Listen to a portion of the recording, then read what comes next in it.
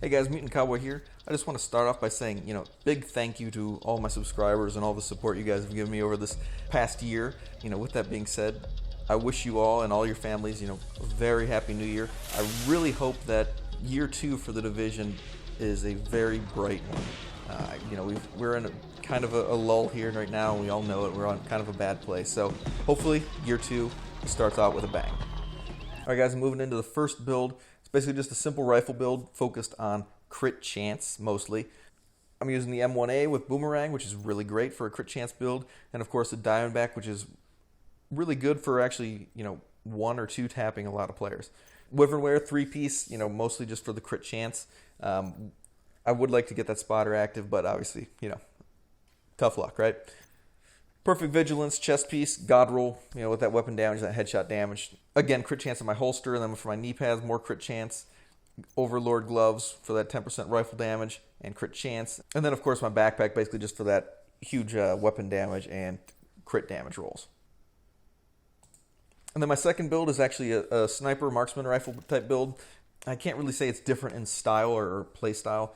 Basically just a different take on, kind of like long range combat. You can see that I'm using the M44 with Ranger. Basically just, getting that little bit of extra damage from long range targets. And then of course I've got the SVD with Lucky Shot. Basically I can just blind fire from cover without even having to really worry about anything. Don't even have to waste ammo, which is great. And moving to my mask, you can see I'm just using the aces and eights for the 2-piece, and I got crit chance on there, but I've also got marksman rifle damage from the 2-piece. And you can see on my backpack I'm basically just using an Araldi, and I've got obviously the 3 pieces of Araldi for the marksman rifle damage. And then it's got Spark on the backpack, which I proc with the actual drone itself. Again, I've got the God Roll Perfect Vigilance chest piece here. My gloves are an Araldi. Obviously, I need to change that talent out. I just haven't gotten around to it. Got a Gila holster, basically just for those 4 red slots. That's really good. Rolls crit chance, crit damage, and of course, damage mods. And finally, my second piece of aces and eights, basically just for even more crit chance. And then rolling into my third build, my pistol sniper build. You've probably seen the video for this. I still use it pretty much on a regular basis, even in PvE and PvP. The 2 main weapons aren't really that important, except Merciless. Obviously, I'm using that for the explosive damage, and of course for Spark. But the main workhorse is my 1911, which has Ranger on it, which is just really great for a build like this, a long range pistol build. I mean, that just when you combine it with the holster, that just caps it off. That's the cherry on top right there. And the only thing I've really changed on this build since the original video is my Hollow Man mask. That's just because I've noticed that the Stinger Hive was actually causing me a lot of deaths. So now I'm basically just immune to that. And the only thing it cost me was concussion. So no big worries there. Again, my backpack, with skill power, some weapon damage, and of course destructive and spark, basically just to cap off even more damage on this build. Third time was the charm, going into another pristine example, perfect vigilance chest piece. It works again perfectly on this build too. And then moving into gloves, just Alp Summit, and with pistol damage and devastating, really good there. And then obviously the gunslinger holster, pretty much one of the key components of the build. And then just followed up with my second piece of Richter Kaiser. Got skill power on it just so I can get as close to 3k for that shield as possible, just so I can get as much health on it as I can. All right, then moving into my fourth build. I never even actually changed the name on it. It's just called Bravo. The whole point of this build actually is really just to hit people in skirmish who like to hide behind, the spawn point barrier. There's no real way to actually take them out unless you rush them. But if there's 4 people back there, odds are you're just going to end up getting your team wiped. It happens so many times and it's so annoying. So basically the whole point of this is to stack as much explosive damage, as much basically just death into the mortar as possible. So, I've got explosive damage on my chest piece. I've got explosive damage from, specialization, from the China Light. I've got explosive damage on my mods. I've got, really strong damage on both these skills. And that's pretty much the only reason why I actually have this build. I don't really use it too much for anything else. You can use it in PvE or other PvP content, but it's really squishy and doesn't really offer a whole lot of versatility. It's basically just designed for one role. Moving into my next build, this is pretty much one of my main workhorses. I pretty much use this for everything. This is, a PvP build, a PvE build. I love it on Heroic. It's basically just a skill build that's, a little bit tankier than, just a straight up skill build. Not, it's not overly defensive, right? But the thing that I have on it is 90% explosive resistance and I think it's like 86% hazard protection, something like that. But basically, I don't have to worry about explosives at all. And that, I mean, for heroic missions, that's fantastic. I mean, I don't have to jump and dodge all the time. I can basically just tank any explosive damage that the Black Tusk can do.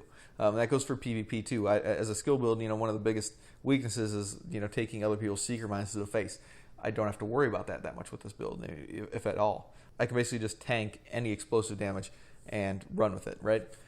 It's great for, if the other team gets the, supply drops or whatever, gets the specialization ammo, I can basically just run out in front and take all the demolitionist grenades, without a problem. And it really confuses other players when you just take a very small amount of actual damage from this specialization weapon, which I love. All right, so and it's pretty obvious. Obviously, the main reason why I'm using, the two skills that I'm using, the Stinger Hive for the bleed. I'm trying to get the BTSU gloves procced. But with the cluster mines, this one's actually, I don't really see too many people using it, or at least using it, in the way that I'm using it. A lot of people try to just, get as much, damage into it as possible. And the reason that I opt for the +6 extra cluster mines over more damage is basically because in PvP, you've got a lot of players using the healing drone or the healing seeker. When you use the cluster mine, each mine will go to a different target, right? There's no overlap. If you've got somebody using the seeker or somebody using the drone, what happens is those mines, one goes to the drone, one goes to the seeker, one goes to the player. So you can actually hit an enemy with 3 different mines. And if you get, those 3 different mines going off on the same person, and you have BTSU procced, they're dead. And again, here we have another build that you've probably seen before if you watch my videos, and that's basically just my kind of anti-meta type build. I've got Bloodsucker on here for, fighting clutch builds. I've got, Negotiator's Dilemma 2-piece and 90% explosive resistance. That was originally for the Negotiator clutch builds, or just, the regular, 3-piece Negotiator builds. Also skill builds, designed to counter explosives basically of any sort. Kind of trying to counter the cheeses. That's pretty much what this is. This is kind of the anti-cheese type build. The one thing that I kind of think sets this build off from a lot of other, kind of like anti-meta type builds is the fact that I'm combining the Artificer Hive with the Fixer drone. So basically, I can run around the battlefield, my drone's just constantly there. Don't have to worry about it, going down and having a long cooldown time. I've got enough skill power that I can actually, put max mods on it. And I don't really need to worry about the Artificer Hive too much because it's going to do the same exact thing regardless of what I put on it. So, this can actually come in really handy. I mean, if I really need to, I can, drop the Artificer and help repair, like, friendly skills or whatnot. But main focus of this one is getting some good armor, having good skill power for healing, and basically just being able to out-tank most of the other builds that are out there. And the other thing that most people don't really seem to know about the Artificer Hive is that it actually gives your healing skill, in this case the drone, 100% healing. So basically, it's like adding on an additional mod to your Fixer drone. So with the Fixer, you can only have, I think, max is 50% healing from each mod, so you can get 100% extra on your mods. With the Artificer, it's like having an extra 100% mod on there, so I'm getting 200% healing from my Fixer drone. Alright, so if you're a regular on my channel, you've probably already seen this build too, and this is my healer build. I still use this and still love it for heroic content.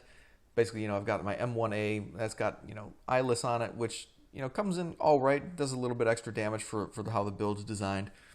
And I've also got my SVD here with Lucky Shot, which is, again, really great for just, spamming shots from cover without wasting ammo. And then obviously my mask with Trauma, just so I can proc those BTSU gloves, because I have a marksman rifle and a regular rifle. And that's, really just an easy, convenient way to run double healing. And then moving to my backpack, obviously a nice armor-rolled backpack from Gilligard. On the ropes, hardened, nothing really too fancy. I think a lot of people have already seen this. I'm trying to make it as tanky as I can, but also keeping as much healing as I can. And that includes as many, slots that I'm using. So you can see here I've got a lot of mod slots on my gear, and those are packed full of outgoing and explosive resistance. If you've seen some of my healing videos, the outgoing actually applies to myself and to anyone that I'm healing, right? So anytime that my healing is doing something, it's going, wherever it's going to is increased, basically. That's the easiest way to look at it. So the biggest takeaways for this build are that I'm using double healing skills while still proccing my BTSU gloves thanks to Trauma and my rifle and marksman rifles. I have 90% explosive resistance, which makes this really valuable, especially on heroic content, because I can, just tank ungodly amounts of explosive damage while reviving or healing friendlies. And I've also got a large amount, I think it's like 22% outgoing healing, which just makes it, even more of a healing beast. Moving into my next build, this one I actually just recently posted a video on. This is my double barrel shield build. I've actually changed up the weapons a little bit. Now I'm running Merciless, just because that actually seems to proc fairly often with my double barrel. So basically, if I get a full-on blast, it's like I'm getting an additional pellet from the blast. I think it's something like a 30% chance total with each trigger pull. So that's not too bad just to do a little bit extra damage there, and that's just a nice way to add a little bit extra damage, pretty reliably without having to actually change up the build too much. Right? I don't have to really do anything just to get that bonus. I'm just replacing a weapon that I don't really use too much. And if you actually haven't seen the video for this one, the main focus is basically just trying to keep a nice synergy between defensive skills with offensive damage. So here I'm focused on a nice balance of rifle damage and shotgun damage while keeping as much skill power into my shield as possible. And then of course I'm using the Artificer Hive to basically just heal it over and over again. This build is designed for the raid, and it's really not even really designed, I would say. It's more just like what pieces I have that would work well together. What could I use to just make something that would get me through the raid when I needed to help friends, do it, right? Or, I have, before Title Update 6, I did have a much better raid build that I enjoyed, but since they, removed some of the things or nerfed some of the things, I, stopped using it. I got rid of it and deleted it. So this is just something just to fill it in, right? Fill in the spot that I needed for having a raid to help friends out. All right, and here's a build that I'm actually currently working on. I'm just, tinkering with it a little bit just to see what's possible, and it's aptly named the cheese build. Basically, I'm trying to go for a self-healing, dancing buffoon type build, right? Just one of those builds that you just see people using in the DZ, and you're like, I hate you.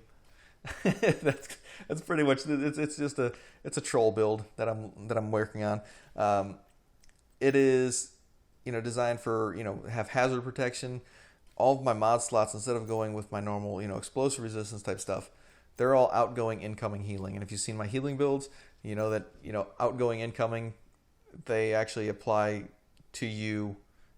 Even though outgoing doesn't seem like it should apply to you, it does. And so since incoming also applies to you, that is applying to basically anything that I'm using. So if you actually haven't seen my I've made a mistake videos, I've made 2 of them now, and basically they just cover outgoing, incoming, and their effects on all sorts of healing. I haven't covered everything yet. There's still a lot to cover, but it'll give you the breakdown of what and why that is. Now that I'm stacking this, now that I'm using the Technician, I'm using the Hive, and you can either use the Restorer Hive for the healing, or you can even use the Stinger Hive for this goal. Obviously, self-explanatory. The Stinger Hive if I wanted to do a little bit more damage, and obviously the Restorer if I just wanted to add another tick of healing to my build, right? Because obviously I'm stacking all that healing, so it can really come in handy.